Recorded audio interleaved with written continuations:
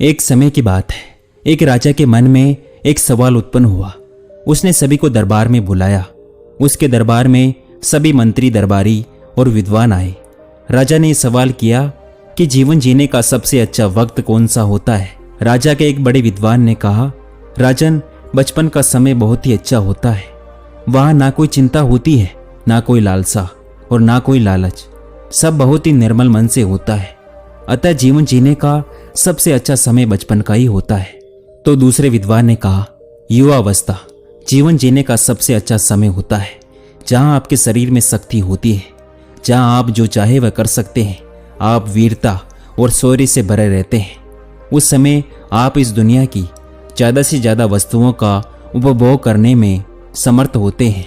तीसरे विद्वान ने कहा, वृद्धावस्था जीवन जीने का सबसे अच्छा समय होता है, क्योंकि इस अवस्था में आप अपने सारे कर्मों को पूरा कर चुके होते हैं और आप अपनी सभी कर्तव्यों को निभा चुके होते हैं।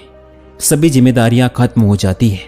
तब आप उस बचे हुए जीवन में आध्यात्मिक जीवन का आनंद ले सकते हैं। पर अब समस्या यह हो चुकी थी कि तीनों विद्वानों ने अलग अलग उत्तर दिए थे। अतः राजा को अपने प्रश्नों का उत्तर नहीं मिला था। वह अभी भी वही था जहां पहले था। उसके मन में अभी भी यही सवाल था, जीवन जीने का सबसे अच्छा वक्त कौन सा होता है।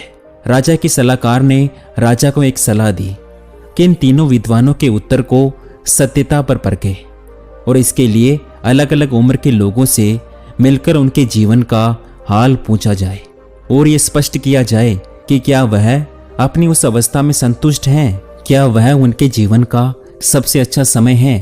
इसके लिए दरबार में कुछ बच्चों को उपस्थित किया गया।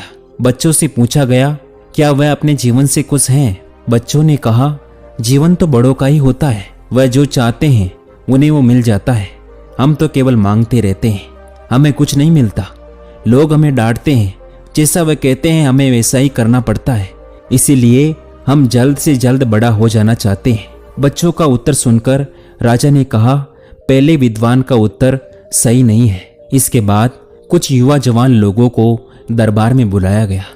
उनसे भी यही सवाल किया गया कि क्या वह अपने इस जवानी के जीवन से इस समय खुश हैं, क्या वह युवा होकर खुश हैं, क्या यही सही समय है, क्या यही समय उनके जीवन का सबसे बेहतरीन समय है। उन जवान लोगों ने कहा, महाराज, जब हम बच्चे थे तब हम बेफिक्र थे। अब बहुत सी जिम्मेदारियां हैं, चिंताएं हैं, कष्ट हैं। भविष्य को लेकर क्या करें कुछ समझ में नहीं आता। अब लगता है कि हम जवान किए हुए बच्चे ही सही थे। उन जवान लोगों का उत्तर सुनकर राजा को दूसरे विद्वान का उत्तर भी सही नहीं लगा। तब दरबार में वृद्ध लोगों को बुलाया गया और उनसे पूछा गया कि आप बताइए, आपके जीवन का सबसे बेहतरीन समय है जीवन जीने के लिए, क्या आप वृद्ध अवस्था में आकर खुश हैं। वृद्ध लोगों ने कहा, महाराज, वृद्ध अवस्था का जीवन भी कोई जीवन है। जीवन तो वह था जब हम जवान थे, शरीर में शक्ति थी, जो चाहे वह कर सकते थे। हर कोई हमें पूछता था, हर कार्य में सम्मिलित होते थे, सारी बागडोर हमारे हाथों में होती थी। अब यह एक ऐसा जीवन है और अब यह एक जीवन है जिसे हम वृद्ध जीवन कह रहे हैं, जहाँ शरीर में ना कोई शक्ति बची है, शरीर बीमारियों से भरा पड़ा है। बुढ़ापा खुद में एक बीमारी है जिसमें हजारों बीमारियां हैं। जिन बच्चों को बड़ा करने में हम अपनी पूरी शक्ति लगा देते हैं, आज वही बच्चे हमारे किनारे पर बैठकर आपस में बात करते हैं कि यह बुढ़ा कब मरेगा, कि यह बुढ़ा मर जाए तो इसकी दौलत कैसे बटेगी और किसके पास क्या क्या हिस्सा आएगा। बहुएं कहती हैं कि ये मरता तो है ही नहीं, कब तक हमारी छाती पर बैठा रहेगा। हमें बाकी चीज़ों से अलग कर दिया गया है। लगता है इतना कुछ हमने कमाया, जोड़ा, इकट्ठा किया, किसके लिए। ठीक से चीज़ों का उपयोग भी नहीं किया। हमें लगता था कि आगे इसका उपयोग कर लेंगे, पर और लगता है कि हमने समय गंवा दिया। उन वृद्ध लोगों की बातें सुनकर राजा ने कहा, ऐसा लगता है कि जीवन में कोई भी खुश नहीं है, ना जीवन जीने का कोई बेहतरीन समय है। यहाँ तीसरे विद्वान के उत्तर भी गलत साबित हो रहे थे। फिर भी राजा को संतुष्टि नहीं थी। उसने पूरे राज्य में यह घोषणा करवा दी कि जो राजा के प्रश्न का उत्तर देगा उसे मुंह मांगा इनाम दिया जाएगा। उत्तर से संतुष्ट न होने पर उत्तर देने वाले को 100 कोड़े भी लगाए जाएंगे। कुछ लोगों ने राजा के प्रश्नों के उत्तर देने की कोशिश की, परंतु वह राजा को संतुष्ट नहीं कर पाए और उन्हें 100 कोड़े खाने पड़े। इसके बाद राजा के प्रश्नों के उत्तर देने की किसी में हिम्मत नहीं हुई। 4 महीने निकल गए थे और कोई नहीं आया था जो ये कह सके वह राजा के प्रश्नों का उत्तर देगा। पर एक दिन एक बहुत ही बूढ़ा व्यक्ति राजा के दरबार में उपस्थित हुआ। वह व्यक्ति ठीक से चल भी नहीं पा रहा था। वह लाठी के सहारे धीरे धीरे चलता हुआ दरबार में पहुंचा और उसने कहा, महाराज, मैं आपके सवालों का जवाब दूंगा, पर मेरी एक शर्त है। अगर मैं उत्तर ना दे सका या आप मेरे उत्तर से संतुष्ट न हुए तो आप मुझे 1000 कोड़े मारेंगे। पर अगर आप संतुष्ट हो गए और मेरा उत्तर सही रहा तो आपको 100 कोड़े खाने होंगे। राजा ने कहा, अरे तुम तो 2 कोड़े के लायक भी नहीं हो, तुम तो 1 कोड़े में ही दम तोड़ दोगे। बूढ़े व्यक्ति ने कहा, कोई बात नहीं राजन, लेकिन जब तक 1000 ना हो जाए आप ना रुके।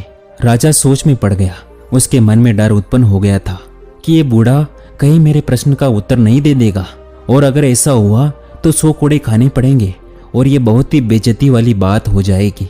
पर राजा मना भी नहीं कर सकता था, तो राजा सहमत हो गया।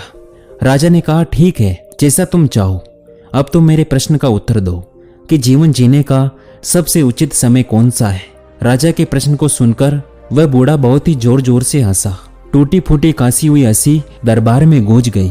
बूढ़े ने कहा, राजन, मैंने बचपन जी लिया, मैंने जवानी भी जी ली, वृद्ध अवस्था जी रहा हूँ। मुझे अपने पूरे जीवन में कभी ऐसा नहीं लगा कि जीवन जीने का कोई ऐसा समय है जो सबसे बेहतर हो। हर समय, चाहे वह बचपन हो, जवानी हो या वृद्ध अवस्था हो, सारा समय व्यर्थ और बेकार ही गुजरे। और इसका आभास अब जाकर मुझे हुआ है जब मैं मृत्यु के बिल्कुल करीब हूँ। हो सकता है कि मैं यही प्राण त्याग दूं, क्योंकि वेद ने तो कह दिया है कि आप कभी भी मर जाएंगे। परंतु मेरे अपने बच्चे भी चाहते हैं कि मैं जल्द से जल्द मर जाऊं, ताकि उनका मुझसे पीछा छूट जाए और उन्हें मेरी संपत्ति मिल जाए। और ये वही बच्चे हैं जिनके लिए मैंने मन्नतें मांगी थी और दुआएं मांगी थी और जिन्हें बड़ा करने में मैंने खून पसीना एक कर दिया था।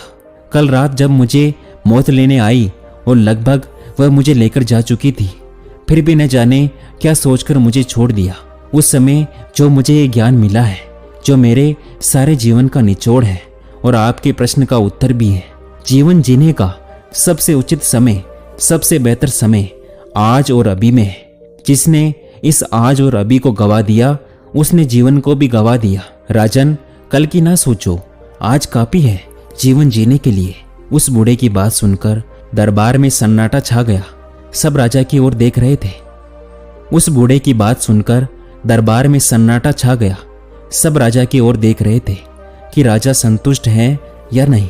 बूढ़े का जवाब बिल्कुल उचित था, पर राजा के मन में 100 कोड़ों का भी डर था। राजा ने कहा, आप अनुभव की बात कहते हैं, आपने बिल्कुल उचित कहा। जीवन आज और अभी में है, वरना कल में ना था और ना होगा। तो जीवन जीने का सबसे उचित समय आज और अभी है। हम बिल्कुल आपकी बात से सहमत हैं। आपने बिल्कुल सही उत्तर दिया है। आप जो चाहे मांग सकते हैं, आपकी हर मांग पूरी की जाएगी। चाहे तो हीरे जवाहरात हो या कोई भी राज्य या कोई भी पद हो, कुछ भी आपके मन में हो आप मांग सकते हैं, सब मिलेगा। बूढ़े ने कहा, राजन, आप मुझे ऐसा कुछ भी नहीं दे सकते जिससे मैं अपने साथ ले जा सकूं। मौत जब आएगी तो आपकी दी हुई हर चीज या मेरी कमाई हुई हर चीज मिट्टी के बराबर रह जाएगी। फिर भी एक चीज मैं आपसे मांगता हूँ, मैं आपको 100 कोड़ों से अभय देना चाहता हूँ और 100 कोड़ों के लिए आपको क्षमा करना चाहता हूँ। राजा निशब्द रह गया। फिर उसने कहा, महाराज, आप तो मुझसे भी बड़े राजा हैं। जो राजा को क्षमा कर सकता है वही सम्राट हो सकता है। आपकी जय हो। क्या आपने कभी ध्यान दिया है कि बुरे कार्य हम तुरंत करते हैं, चाहे क्रोध करना हो या नफरत, किसी की निंदा, परंतु अच्छे काम करते समय हम 1000 बार सोचते हैं कि कल कर लेंगे या आने वाले किसी दिन कर लेंगे और कल पर टाल देते हैं। अपने संपूर्ण जीवन में हम अपना संपूर्ण जीवन नष्ट और व्यर्थ करते रहते हैं। जो बात कल पर टाल दी गई, समझ लेना वह कभी पूरी नहीं होगी। इसीलिए यह बात हमेशा याद रखना, जीवन कल में नहीं था, ना कल में होगा। जीवन आज में है, अभी में है। जो आज और अभी में जीते हैं वह हर दिन एक संपूर्ण जीवन जीते हैं और उनके हर कार्य पूरे होते हैं। दोस्तों, आज के लिए बस इतना ही। अगर आपको ये कहानी अच्छी लगी हो तो हमें कमेंट करके जरूर बताएं। और ऐसी ही कहानियाँ सुनने के लिए इस चैनल को सब्सक्राइब जरूर करें। धन्यवाद।